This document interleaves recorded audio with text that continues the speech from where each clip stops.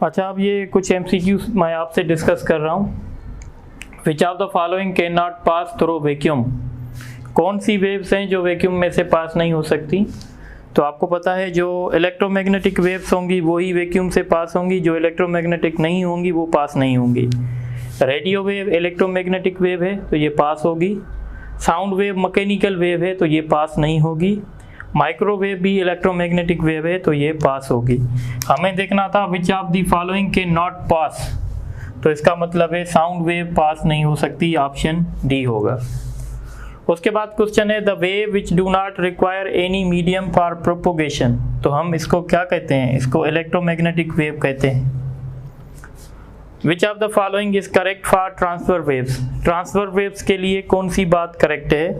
These are electromagnetic waves, लाजमी नहीं है कि ट्रांसफर वेव सिर्फ और सिर्फ इलेक्ट्रोमैग्नेटिक वेव्स हों।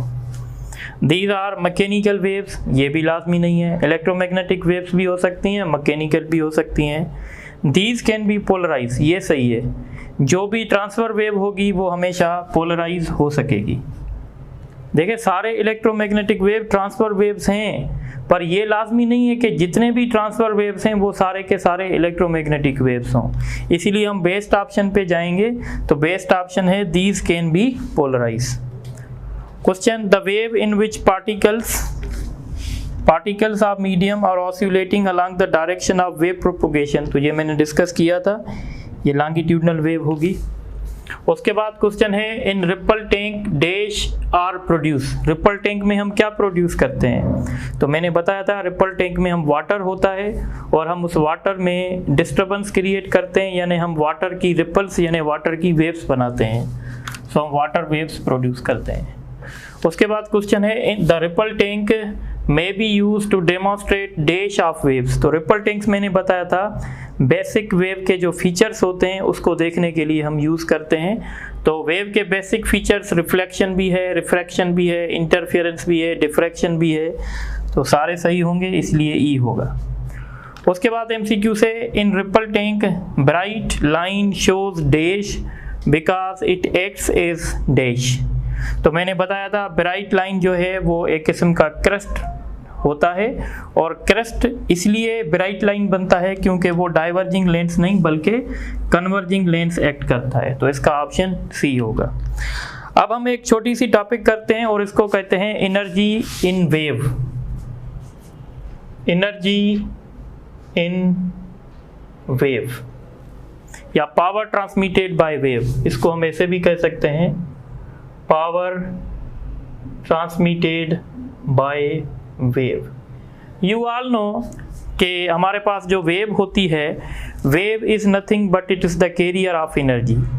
जब भी कोई ट्रेवलिंग वेव एक जगह से दूसरी जगह जाती है तो वो अपने आप में एनर्जी कैरी करती है। जैसे सन की लाइट है यहाँ तक आ रही है in the form of electromagnetic wave, वो अपने साथ एनर्जी को कैरी कर रही है। So all waves carries the energy. So all traveling wave carries energy from one place to another place. जैसे अगर आप वेव का शेप देखेंगे तो वेव कुछ इस तरीके से, ट्रैवलिंग वेव कुछ ऐसे होती है। जो पार्टिकल यहाँ पे होता है, सपोज करें ये P है, एक पार्टिकल यहाँ Q है, एक पार्टिकल यहाँ सपोज करें कि J है, और एक पार्टिकल यहाँ पे K है। देखें आपको पता है कि ट्रैवलिंग वेव जो होती है उसमें मीडियम के पार्टिकल्स अपनी मीन पोजीशन पे ऑसिलेशन करते हैं। फर्ज करें एक पार्टिकल P पे है, तो जो P पे पार्टिकल है इस पार्टिकल के पास सारी एनर्जी पोटेंशियल होगी क्योंकि ये पार्टिकल एक्सट्रीम पोजीशन पे है। इस तरीके से जो पार्टिकल K पे है और जो पार्टिकल P पे है, इन दोनों के पास जो टोटल एनर्जी होगी वो in form of potential energy होगी। पर जो पार्टिकल आप J पे देखेंगे, ये पार्टिकल अभी मीन पोजीशन पे है, तो इस पार्टिकल के पास जो सारी एनर्जी होगी वो काइनेटिक एनर्जी के फॉर्म में होगी। इस तरीके से ये जो पार्टिकल Q पे आप देख रहे हैं ये मीन और एक्सट्रीम पॉइंट के बीच में है, यानी इसके पास कुछ काइनेटिक एनर्जी भी होगी, कुछ पोटेंशियल एनर्जी भी होगी। पर जब हम बात करते हैं कि पावर ट्रांसमिटेड बाय वेव, तो इसका मतलब होता है the energy transmitted by a wave per unit time is called power transmitted by wave. और जो वेव पावर ट्रांसमिट करती है उसकी एक्सप्रेशन है 1/2 mu v omega square y square. ये पावर ट्रांसमिटेड की इक्वेशन है।